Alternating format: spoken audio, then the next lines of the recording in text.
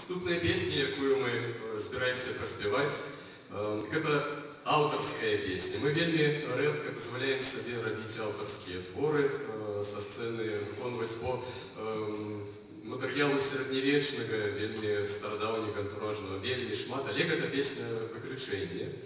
Гэта песня вельмі славутага гурта, вельмі вядомая ў 90-е гады. Гэта песня гурта «Камелот». Аўтарства Дмітра Сідаровича і музыка, ён кажа, што музыка народная, але ён часта так казаў на большасці сваіх твораў. Верыў, што музыку браў з народнай традыцыі. Гэта песня «А дзе ж тыя баяры».